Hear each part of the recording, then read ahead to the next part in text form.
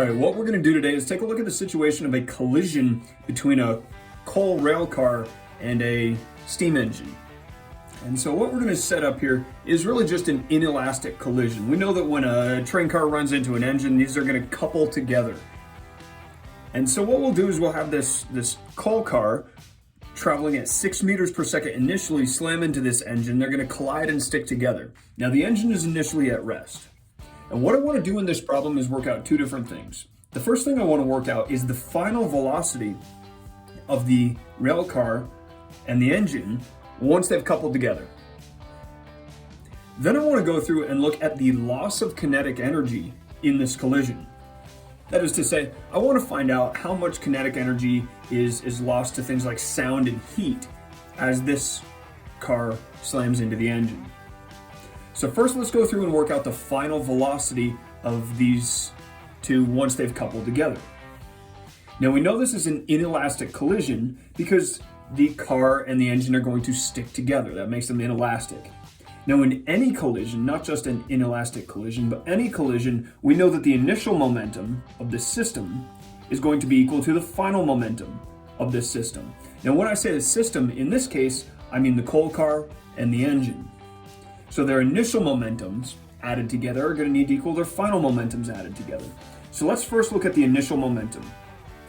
We can look at each individual object and find its momentum and then add those together, and that's all we're going to do here. So the initial momentum is going to be the momentum of the coal car. That's 30,000 kilograms multiplied by the 6 meters per second, which it is initially traveling, plus the mass of the engine, that's 60,000 kilograms, times 0, its initial velocity. And we come up with an initial momentum of 180,000 kilogram meters per second.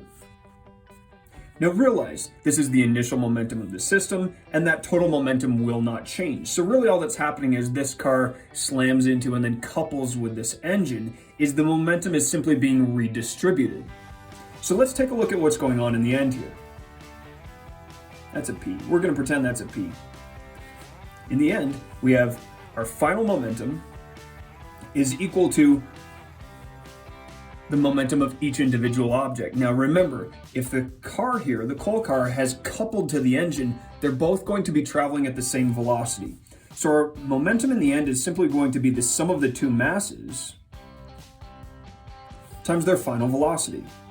We'll just call that V final. Realize we simply add together the masses because these two masses have coupled together and effectively become one 90,000 kilogram mass in the end here. Now in putting all this together, substituting in PI and PF, we get 180,000 is equal to 90,000 times VF. And this leaves us with the final velocity of 2 meters per second. This means after the collision, once the car and the engine have coupled together and are effectively sharing this 180,000 kilogram meters per second worth of momentum, the coal car will have slowed down some and the engine will have sped up, and they'll both be traveling along at 2 meters per second. It's really critical that we understand that in an inelastic collision, the final velocity of both objects is the same. That is critical to solving the problem. Now, another big point to make when dealing with inelastic collisions like we're seeing here is what happens with kinetic energy. So what I want to go through and do is solve for the change in kinetic energy in this collision. Now we know change is given by final, so in this case that'll be final kinetic minus initial. In this case, initial kinetic. So if we can find each of these values, we'll be able to find the overall change in kinetic energy of the system. Starting with our initial kinetic energy. Initially, just this coal car is moving, and looking at its kinetic energy, we have 1/2 times its mass, that's 30,000, times its initial velocity, that's 6 squared, 1/2 mv squared, plus the initial kinetic energy of this engine. Now the engine is initially at rest, so that's just going to be 0. Now this works out to be an initial kinetic energy of 540,000 joules. Now, it's tempting to say because momentum was conserved, we can also expect energy to be conserved, but watch what happens here. Let's work out the final kinetic. In the end of this problem, we have the 30,000 kilogram railroad car and the 60,000 kilogram engine both moving together. So really what we have is 90,000 kilograms moving along at 2 meters per second. So looking at kinetic energy, we're gonna have 1/2 times 90,000, that's our total mass. And all of that mass is moving at 2 meters per second squared. We already solved for this too using the conservation of momentum. And this works out to be a final kinetic energy equal to 180,000 joules. You can see we started with 540,000 joules of kinetic energy and we finished with 180,000 joules of kinetic energy. And we'll put commas in there just to be good little boys and girls. Now, in solving for our overall change, that's going to be 180,000, that's our final, minus 540,000, the initial kinetic energy. And the overall change in kinetic energy is negative 360,000 joules. All right, let's talk about what this means, because there's some absolutely enormous consequences that go with this.